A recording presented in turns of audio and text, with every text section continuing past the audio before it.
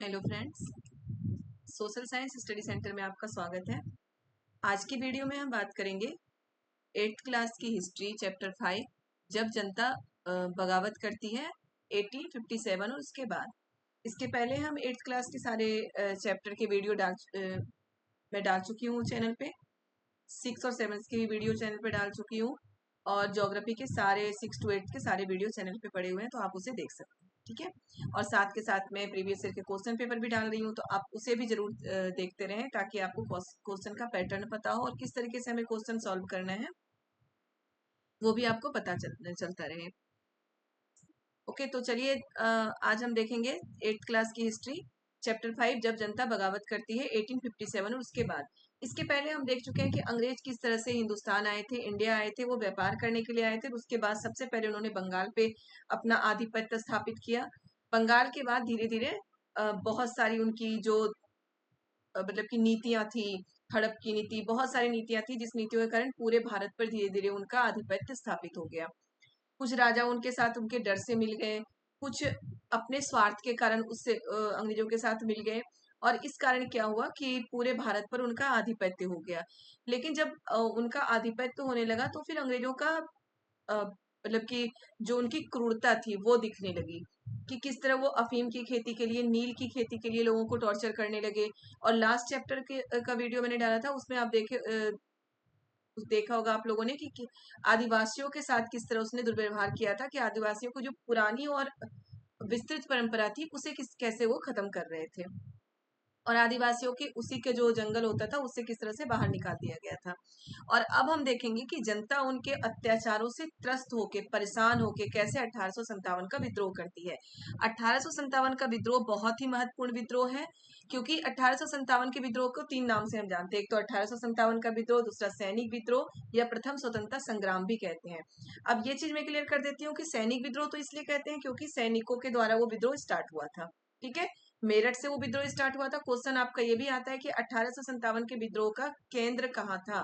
केंद्र तो बहुत सारे थे। 1857 का विद्रोह शुरुआत कहाँ से हुई थी, स्टार्ट कहाँ से हुआ था, तो कहाँ से, मेरठ से हुआ था। ठीक है, वो आगे मैं आपको चैप्टर में बताती चलूंगी कि किस तरह से विद्रोह स्टार्ट हुआ था। तो 1857 का विद्रोह हमारा मेरठ से स्टार्ट हुआ था। उसके बाद क्या हुआ है कि जब 1857 का विद्रोह हुआ था तो सैनिकों के द्वारा हुआ था, इसलिए उसे सैनिक विद्रोह कहते हैं। दूसरा है कि पहला विद्रोह था ये जो पूरे भारत में फैल गया था। ठीक है, पूरे भारत में गांव कस्बा जो भी है पूरे भारत में फैल गया था, इसलिए इसे क्या बोलते हैं, प्रथम स्वतंत्रता संग्राम।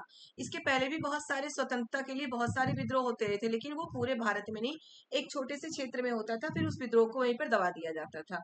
लेकिन जो 1857 का विद्रोह था ये पूरे भारत में फैलने के कारण इसे प्रथम स्वतंत्रता संग्राम भी बोला गया है। ठीक है, तो चलिए हम चैप्टर स्टार्ट करते हैं। चैप्टर स्टार्ट करने से पहले जिन्होंने अभी तक मेरे चैनल को सब्सक्राइब नहीं किया हो तो प्लीज चैनल को सब्सक्राइब कर दें। वीडियो पसंद आए तो वीडियो को लाइक करें, ज्यादा से ज्यादा शेयर करें और कमेंट करें। ठीक है, तो चलिए हम देखते हैं कि किस तरीके से 1857 का विद्रोह हुआ था। तो पहले नीतियां और लोग, पहला क्या है, नीतियां और लोग। यानी कि 1857 के विद्रोह के से पहले जो अंग्रेजों की नीतियां थी, मैं अभी आपको बता चुकी हूँ, नीतियों से भारत के लोग बिल्कुल त्रस्त हो चुके थे, परेशान हो चुके थे। इसी कारण अगर हम किसी का विरोध करते हैं, विद्रोह करते हैं, तो क्यों करते हैं, जब हमें उसकी कोई बात अच्छी नहीं लगती, बहुत ज्यादा मतलब कोई बात गलत लगती है, तभी तो विद्रोह करते हैं हम अपने मतलब कि जो भी नेता हो या फिर जो सरकार है उसका विद्रोह तभी तो किया जाता है।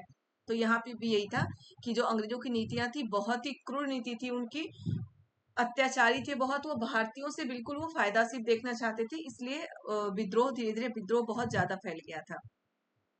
तो देखिए, नीतियां नीतियां और लोग क्या है, नवाबों से छीनती सत्ता। सबसे पहला क्या है, नवाबों से छीनती सत्ता। जो नवाब या राजा थे उनसे उनकी सत्ताएं छीनती चली गई थी।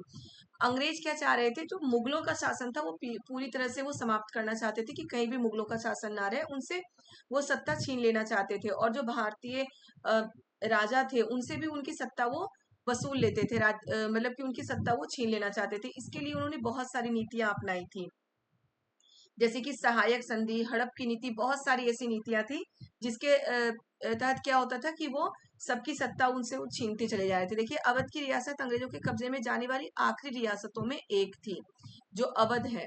अवध की जो रियासत थी वो क्या हुआ, आखिरी रियासतों में, जो अंग्रेजों के अधीन जाने वाली रियासतों में आखिरी रियासतों में एक थी। वो कब गई थी, 1801 ईस्वी में अवध पर सहायक संधि थोपी गई थी।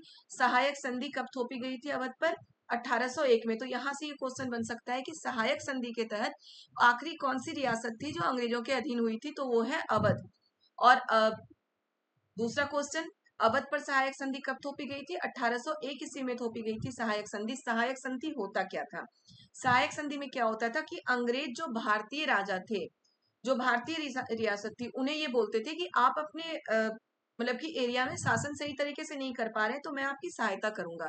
जबरदस्ती होता था कि जबरदस्ती मैं आपकी सहायता करूंगा, और वो उनकी सहायता के लिए उनके राज्य में अपनी सेना तैनात कर देते थे।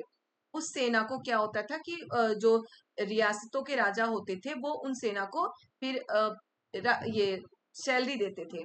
ठीक है, उसके बदले सेना को सैलरी देते थे, और अगर एक सेना को सैलरी देते थे और अंग्रेजों को भी पैसे देते थे, और अगर एक मंथ भी वो पैसे देने से चूक जाए या किसी भी कारण थोड़े से पैसे कम पड़ जाए, तो फिर क्या होता था कि उस राज्य को अपने अधीन कर लिया जाता था। ये थी सहायक संधि, कि पहले तो सहायता के लिए उस सेना भेजी जाती थी, जबरदस्ती सहायता करते थे वो कि मैं सहायता करूंगा, फिर क्या बाद में ये बोलते थे कि आप अपने राज्य में सही तरीके से शासन नहीं कर पा रहे हैं, तो वो राज्य अंग्रेज अपने अधीन कर लेते थे कि हम इस अपने राज्य, आपके राज्य को सही तरीके से शासन करके दिखाएंगे।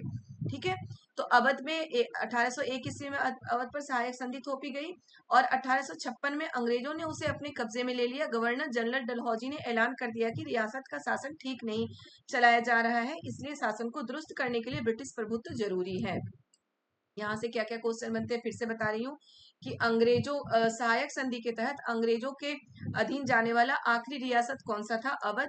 अवध पर सहायक संधि कब थोपी गई थी, 1801 ईस्वी में। अवध को सहायक संधि के थ्रू अंग्रेजों ने अपने अधीन कब कर लिया था, 1856 ईस्वी में। ठीक है, और कौन सा गवर्नर जनरल था जिसने ऐलान किया, जिसने अवध को अपने अधीन किया था, तो लॉर्ड गवर्नर जनरल डलहौसी ने। ठीक है, यहाँ से इतने सारे क्वेश्चन बनते हैं, तो ये आप देख लीजिएगा।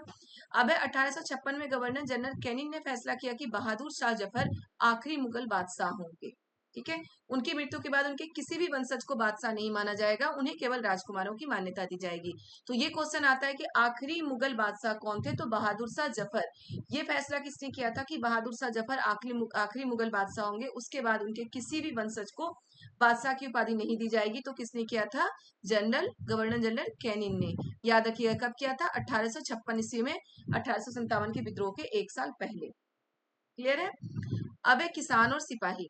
इससे तो क्या हुआ था, देखिए ये जो है, इससे क्या हुआ था कि जो रियासतों के राजा थे, नवाब थे, ये सारे अंग्रेजों से परेशान हो चुके थे, क्योंकि उन पर वो बहुत ज्यादा अत्याचार कर रहे थे, उनके राज्य को अपने अधीन कर रहे थे, यहाँ तक कि बहादुर शाह जफर से बादशाह की उपाधि भी छीन ली थी। ठीक है, बादशाह की उपाधि भी छीन ली गई थी उनके वंशज से।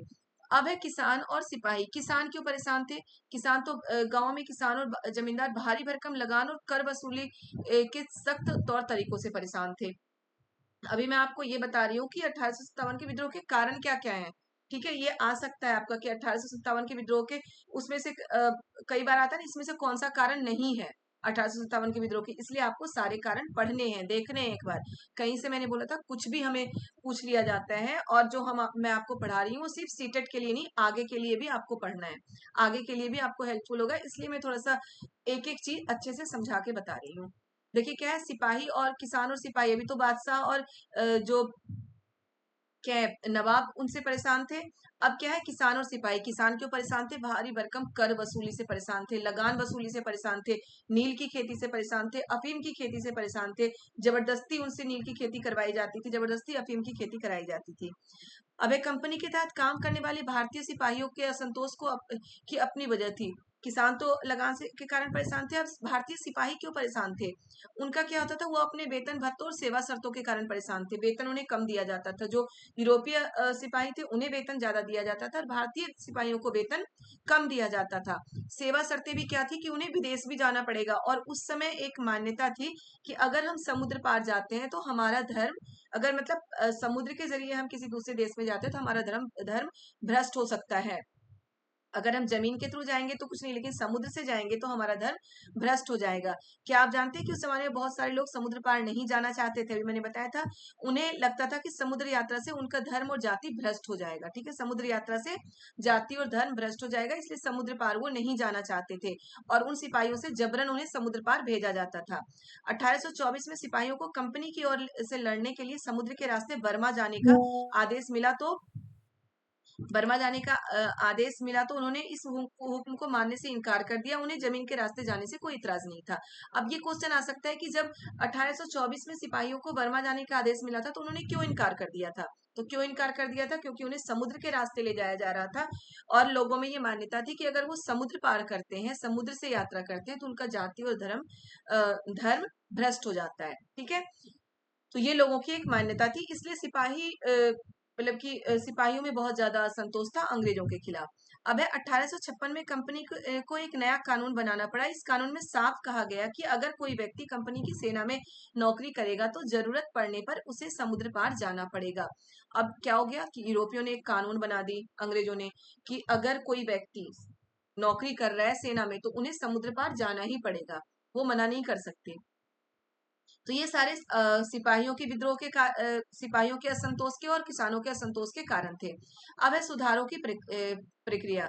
1850 में नया कानून बनाया गया जिससे ईसाई धर्म को अपनाना, क्या हो गया कि अंग्रेजों ने सुधारों की प्रक्रिया, अंग्रेजों को लगता था कि भारतीय समाज को सुधारना जरूरी है। सती प्रथा को रोकने और विधवा विवाह को बढ़ावा देने के लिए कानून बनाए गए। अब क्या हुआ? सती प्रथा, आपको पता है सती प्रथा क्या होता है? कि सती प्रथा में क्या होता है, होता है नहीं, होता था, अब नहीं है सती प्रथा। सती प्रथा में क्या होता था कि अगर किसी औरत के पति की मृत्यु हो जाती है तो उसकी चिता के साथ, उसकी लाश के साथ उस औरत को भी जिंदा जला दिया जाता था और ये बोला जाता था कि ये औरत अपने पति के साथ सती हो गई है। तो ये थी सती प्रथा, जो बहुत ही क्रूर और बहुत ही मतलब की बुरी प्रथा मानते हैं हम। बहुत ही बुरी प्रथा थी और बहुत ही क्रूर प्रथा थी। तो इस सती प्रथा का अंत किया गया राजा राम मोहन राय के जरिए। राजा राम मोहन राय अंग्रेजों के साथ मिलकर सती प्रथा का अंत किए थे। उसके खिलाफ कानून बनाया गया था। विधवा विवाह को बढ़ावा देने के लिए कानून बनाया गया था कि विधवाएं भी विवाह कर सकती हैं। पहले विधवा विवाह नहीं करती थी, कोई कानून ही नहीं था, विधवा अगर विवाह कर ले तो बहुत बुरा माना जाता था, उसके लिए कानून बनाया गया। लेकिन इससे क्या हुआ था, तो भारत के लोग थे वो अंग्रेजों के खिलाफ हो गए। उन्हें क्या लगने लगा कि अंग्रेज तो हमारे धर्म को बिल्कुल भ्रष्ट करते जा रहे हैं। उन्होंने सती प्रथा पे रोक लगा दी, विधवा विवाह कानून बना दिया, बाल विवाह पे रोक लगा दी। तो इस तरह से क्या हुआ, अंग्रेजों के खिलाफ भारतीय जनता होने लगी। अंग्रेजी भाषा की शिक्षा को जमकर प्रोत्साहन दिया गया। अंग्रेजों ने क्या किया, अंग्रेजी भाषा की शिक्षा को प्रोत्साहन दिया गया। और इतना ही नहीं, ईसाई धर्म को मानने के लिए उन्होंने क्या किया, 1850 में एक कानून बनाया गया जिससे ईसाई धर्म को अपनाना और आसान हो गया था। अब इस कानून में क्या था कि 1850 में जो ईसाई धर्म को अपनाने के लिए कानून बनाया गया, उस कानून में क्या था कि अब कोई अगर ईसाई धर्म मानता है तो उसे पुरखों की संपत्ति पर अधिकार पहले जैसा बना रहेगा। पहले क्या था कि अगर ईसाई धर्म कोई मानता है तो उसकी संपत्ति, जो पुरखों की संपत्ति होती है, उस पर अधिकार खत्म हो जाता था। लेकिन 1850 में जो कानून बनाया गया था उसके तहत ये कानून बना दिया गया था कि अगर कोई ईसाई धर्म को मानता है तो उसे पुरखों की संपत्ति पर अधिकार बना रहेगा, ताकि लोग ईसाई धर्म को अपनाएं और ज्यादा से ज्यादा भारतीय भी ईसाई बन जाएं। ठीक है, तो इन चीजों से लोग बहुत ज्यादा परेशान थे, लोग असंतुष्ट थे अंग्रेजों से कि अंग्रेज तो हमारे धर्म और हमारे जाति का नाश कर रहे हैं। अब आगे देखिए क्या है, अब है सैनिक विद्रोह जन विद्रोह बन गया। अब ये इतने सारे तो असंतोष मैं आपको बता चुकी हूँ, जो पीछे के चैप्टर में मैं आपको पढ़ा चुकी हूँ कि ये सब हुआ था। नील की खेती के बारे में और बाकी चीजों के बारे में मैं पढ़ा चुकी हूँ। अब है सैनिक विद्रोह जन विद्रोह बन गया। सैनिक विद्रोह होता क्या है, जब सिपाही इकट्ठा होकर अपने सैनिक अफसरों का हुक्म मानने से इनकार कर देते हैं तो उसे हम सैनिक विद्रोह कहते हैं। किसे कहते हैं सैनिक विद्रोह? जब सिपाही इकट्ठा होकर अपने ऑफिसर का, अपने अफसरों का हुक्म मानने से, ऑर्डर मानने से इनकार कर देते हैं तो उसे हम सैनिक विद्रोह कहते हैं। ठीक है, अब देखिए सैनिक विद्रोह जन विद्रोह कैसे बन गया। 1857 में शुरू हुई इस बगावत में, जो 1857 में विद्रोह हुआ था वो कहाँ पे हुआ था? मेरठ में हुआ था। देखिए बगावत ने भारत में कंपनी का अस्तित्व ही खतरे में डाल दिया था। मेरठ से शुरू करके सिपाहियों ने कई जगह बगावत की। ये क्वेश्चन बेटा कई बार आ चुका है सीटेट में कि जो 1857 का विद्रोह था वो कहाँ से शुरू हुआ था, तो कहाँ से शुरू हुआ था? मेरठ से शुरू हुआ था। अब इस विद्रोह का जो सैनिक विद्रोह था, इस विद्रोह का तात्कालिक कारण क्या था? ये जो ऊपर हम सारे पढ़ चुके हैं ना, ये तो विद्रोह के कारण हो गए कि 1857 के विद्रोह के कारण है सारे। लेकिन एक तात्कालिक कारण होता है किसी भी विद्रोह के। तात्कालिक कारण का मतलब होता है कि जिस कारण विद्रोह अचानक से विस्फोट हो गया विद्रोह का। ठीक है, तो 1857 के विद्रोह का तात्कालिक कारण क्या था?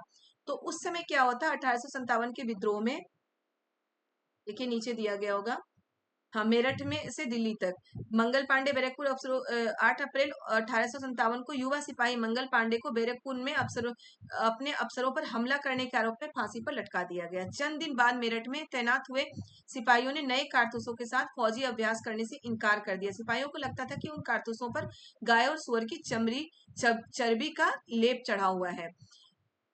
85 सिपाहियों को नौकरी से निकाल दिया गया और उन्हें और अपने अफसरों का हुक्म न मानने के आरोप में 10-10 साल की सजा दी गई। यह 9 मई 1857 की बात है। ये था कारण, जो तात्कालिक कारण था। सबसे पहले क्या था कि मंगल पांडे को बैरकपुर में अपने अफसरों पर हमला करने के, मंगल पांडे क्या कहते कि बैरकपुर में उन्होंने अपने मतलब कि मंगल पांडे ने बैरकपुर में अपने अफसरों पर, जो उनके अफसर थे सिपाही में, उन पर हमला कर दिया था, जिसके कारण क्या हुआ, उन्हें फांसी पर लटका दिया गया था।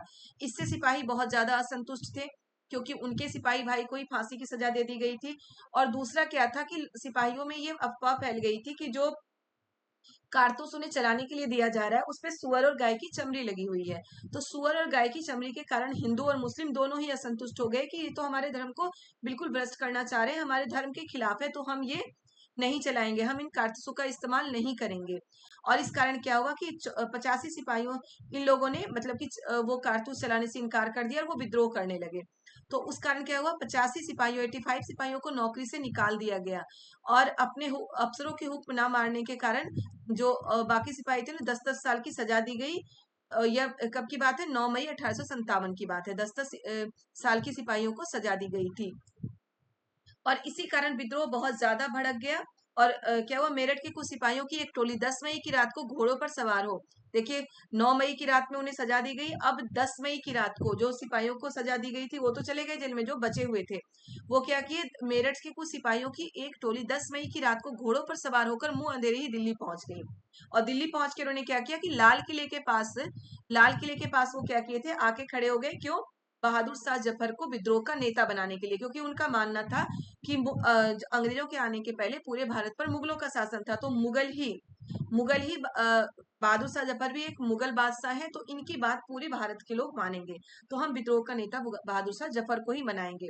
तो बहादुर शाह जफर पहले तो विद्रोह का नेता बनने के लिए तैयार नहीं थे, क्योंकि वो अंग्रेजों की जो शक्ति थी उससे थोड़े से डरे हुए थे। देखिए आखिरकार वो जबरन महल में घुस गए और उन्होंने बहादुर शाह जफर को, क्या हुआ था, बादशाह अंग्रेजों की भारी ताकत से दो दो हाथ करने को तैयार नहीं थे, लेकिन सिपाही भी अड़े हुए थे। उस समय जो बहादुर शाह जफर थे वो 80 साल के थे, वृद्ध थे, तो वो अंग्रेजों की शक्तियों से लड़ने को तैयार नहीं थे। लेकिन क्या हुआ, जो मतलब कि वो जो सिपाही थे, जो विद्रोही थे, वो जबरन महल में घुसकर बहादुर शाह जफर को विद्रोह का नेता घोषित कर देते हैं।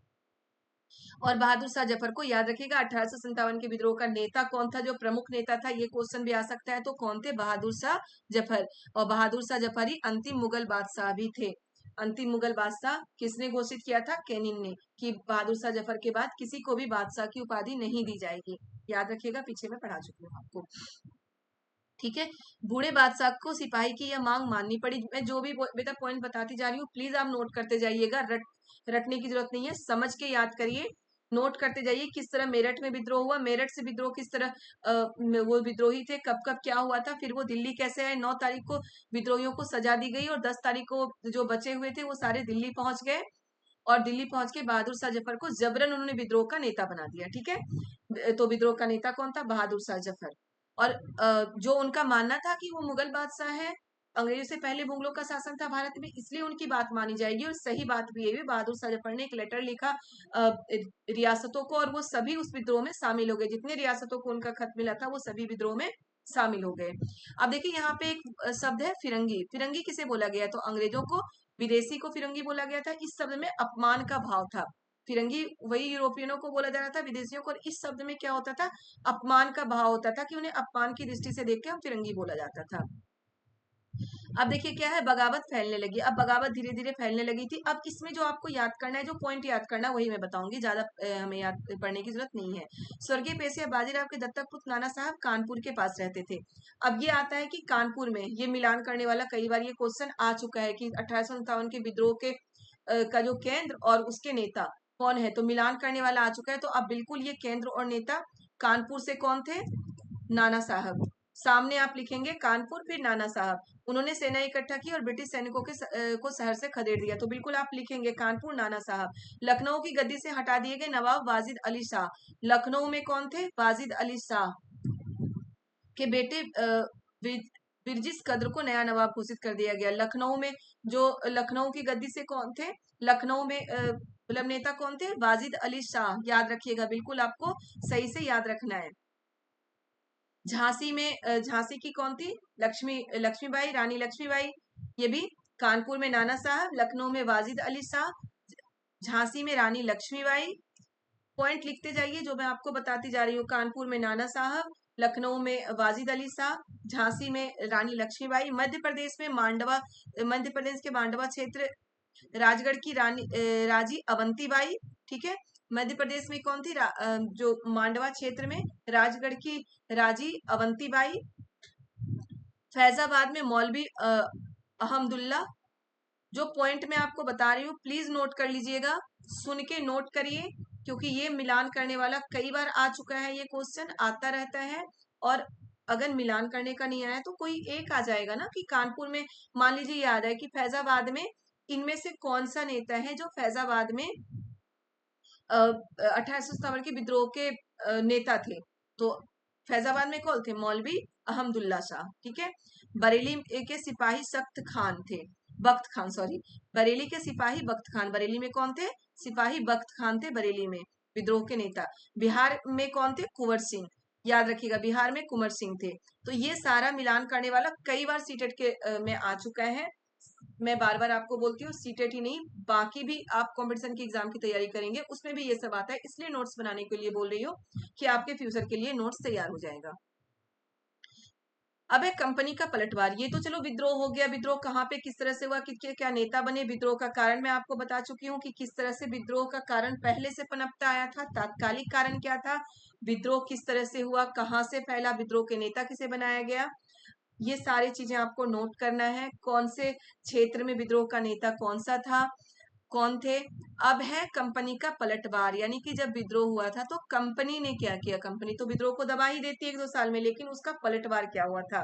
देखिए, सितंबर 1857 में दिल्ली दोबारा अंग्रेजों के कब्जे में आ गई। अंतिम मुगल बादशाह बहादुर शाह जफर पर मुकदमा चलाया गया और उन्हें आजीवन कारावास की सजा दी गई। उनके बेटों की उनकी आंखों के सामने गोली मार दी गई। बहादुर शाह और उनकी पत्नी बेगम जीनत महल को अक्टूबर 1858 में रंगून जेल में भेज दिया गया। इसी जेल में नवंबर 1862 में बहादुर शाह जफर ने अंतिम सांस ली। यहाँ से भी क्वेश्चन आता है, एक बार यहाँ से भी क्वेश्चन सीटेट में आ चुका है कि बहादुर शाह जफर को 1857 के बाद कौन से जेल में डाला गया था, तो रंगून के जेल में डाला गया था। ठीक है, तो ये छोटी छोटी चीजें भी हमें बिल्कुल ध्यान से पढ़ना है। ये क्वेश्चन एक बार आ चुका है कि बहादुर शाह जफर को 1857 के विद्रोह के बाद कौन से जेल में डाला गया था, रंगून के जेल में डाला गया था। और वहीं 1858 में डाला गया था रंगून के जेल में, वहीं पे 1862 में उनकी मृत्यु हो गई थी। दोनों पति पत्नी को जेल में डाल दिया गया था और 1858 में ही उनके दोनों बेटों को उनकी आंखों के सामने ही गोली मार दी गई थी।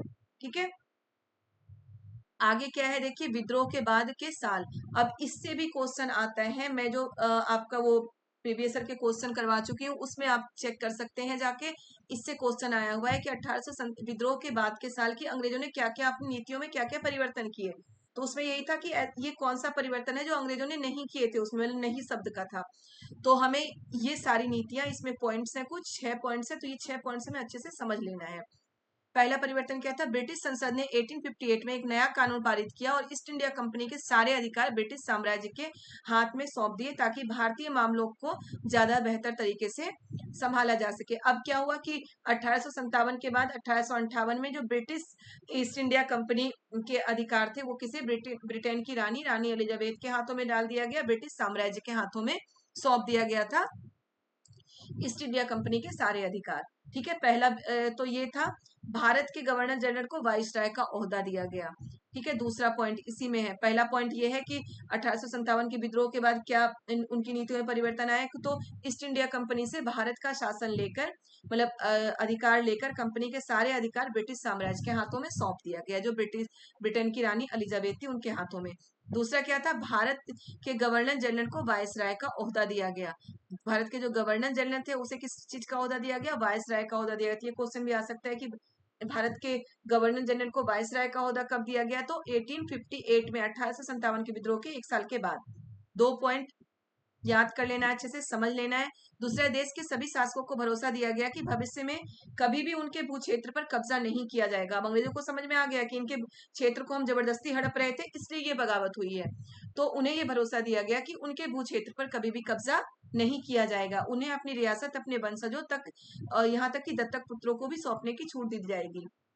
यानी कि जो गोद लिया पुत्र होते हैं, जिसके कारण रानी लक्ष्मीबाई अंतिम सांस तक लड़ती गई और मारी गई, क्योंकि वो अपने जो गोद लिए पुत्र थे उन्हें वो अपना वारिस बनाना चाहती थी, और इसके लिए अंग्रेज नहीं चाह रहे थे। तो क्या हो गया कि अब 1857 के विद्रोह के बाद उन्होंने नीतियों में परिवर्तन किया कि वो अपने राजा अपने गोद लिए पुत्र यानी कि दत्तक पुत्र को भी अपना राज्य सौंप सकती हैं, और कभी भी उनके भू क्षेत्र को अपने अधीन नहीं किया जाएगा। चौथा, इसमें तो चौथा है, तीसरा है, लेकिन मैं पहले में ही 2 पॉइंट बता चुकी हूँ, इसलिए नेक्स्ट क्या है, सेना में भारतीय सिपाहियों का अनुपात कम कर और यूरोपीय सिपाहियों की संख्या बढ़ा दी गई। ठीक है, ये जो आया था ना क्वेश्चन, उसमें यही उल्टा था कि सेना में भारतीय सिपाहियों का अनुपात ज्यादा कर दिया गया, यूरोपीय सिपाहियों का अनुपात कम कर दिया गया। नहीं, याद रखिएगा 1857 के विद्रोह के बाद क्या हुआ, बिल्कुल ध्यान से समझना है। 1857 के विद्रोह के बाद क्या हुआ कि सेना में भारतीय सिपाहियों का अनुपात कम कर दिया गया और यूरोपीय सिपाहियों का अनुपात बढ़ा दिया गया। और उतना ही नहीं, जहां जहां विद्रोह ज्यादा फैला था वहां से लोग सिपाहियों की भर्ती करने के बजाय अवध, बिहार, मध्य प्रदेश और दक्षिण भारत से सिपाहियों की भर्ती करने के बजाय अब गोरखा, सिखों, पठानों में से ज्यादा सिपाही भर्ती किए जाने लगे, क्योंकि यहाँ पे विद्रोह नहीं फैला था और ये जो जगह थी यहाँ पे विद्रोह के केंद्र यही थे, तो वहां से सिपाहियों की भर्ती नहीं की जाने लगी, दूसरी जगह से सिपाहियों की भर्ती की जाने लगी। उन्हें था कि मुसलमान ही विद्रोह के मतलब कि मुसलमानों की जमीन और संपत्ति बड़े पैमाने पर जब्त कर ली गई। उन्हें संदेह व शत्रुता के भाव से देखा जाने लगा। अंग्रेजों को लगता था कि यह विद्रोह उन्होंने ही खड़ा किया था। अब क्या हुआ, जो मुसलमानों की जमीन थी उसे, जमीन और संपत्ति को जब्त अपने कब्जे में कर लिया गया अंग्रेजों के द्वारा, और उन्हें शत्रु की दृष्टि से, शत्रुता की दृष्टि से देखा जाने लगा। और यही विद्रोह था जिसके कारण अंग्रेज ये ठान चुके थे कि हिंदू मुस्लिम में हम फूट डालेंगे। ठीक है, तो मुसलमानों की जमीन और संपत्ति जब्त कर ली थी। बेटा एक एक पॉइंट बहुत अच्छे से समझना है आपको, क्योंकि एक बार ये क्वेश्चन भी आया है कि क्या नहीं था इसमें, और इसमें ये चीजें दी गई थी कि मुसलमानों की संपत्ति जब्त नहीं की गई थी, हिंदुओं की संपत्ति जब्त की गई थी। तो नहीं, मुसलमानों को शत्रुता की दृष्टि से देखा जा रहा था, उनकी संपत्ति और उनके जमीन जब्त कर लिए गए थे। नेक्स्ट है, अंग्रेजों ने फैसला किया कि भारत के लोगों के धर्म और सामाजिक रीति रिवाजों का सम्मान करेंगे। अभी तक क्या हुआ था कि वो भारतीय लोगों को तो बिल्कुल क्या बोलते, गवार मानते थे, है ना, असभ्य मानते थे, जो पिछले चैप्टर में मैं आपको बता चुकी हूँ। लेकिन अब क्या हुआ, इतने बड़े विद्रोह के बाद वो सुधर गए कि नहीं, अब भारतीय लोगों के रीति रिवाजों और धर्म का भी हम सम्मान करेंगे। नेक्स्ट है, भूस्वामियों और जमींदारों की रक्षा करने और जमीन पर उनके अधिकारों को स्थायित्व देने के लिए नीतियां बनाई गई। ठीक है, तो ये तो सारे 1857 के विद्रोह के बाद की नीतियां थी, अंग्रेजों ने क्या क्या सुधार किए। तो ये चैप्टर आपका हो चुका है, बहुत ही इंपॉर्टेंट चैप्टर है। 1857 का विद्रोह सिर्फ सीटेट नहीं, बहुत जितने भी कॉम्पिटिशन के एग्जाम होते हैं आप जाके देख सकते हैं। हर कंपटीशन के एग्जाम का पेपर आप निकालिए, उसे चेक करिए, 1857 के विद्रोह से क्वेश्चन मिलेगा ही मिलेगा आपको। ठीक है, तो बहुत ही इंपॉर्टेंट चैप्टर है, इसे बिल्कुल आपको अच्छे से पढ़ना है। चैप्टर हो चुका है, कहीं कुछ समझ में ना आए तो प्लीज मुझसे दोबारा आप कमेंट में जरूर पूछें। और जिन्होंने अभी तक चैनल को सब्सक्राइब नहीं किया है, फिर से बोल रही हूँ, चैनल को सब्सक्राइब कर दें ताकि नेक्स्ट वीडियो आप तक बहुत जल्दी पहुंच जाए। और पसंद आए वीडियो तो प्लीज लाइक भी जरूर करें, ताकि मुझे लगे कि हाँ मेरा मेहनत रंग ला रहा है। तो वीडियो को लाइक जरूर करें, ज्यादा से ज्यादा शेयर करें और कमेंट भी जरूर करें। ओके बच्चों, बाय बाय।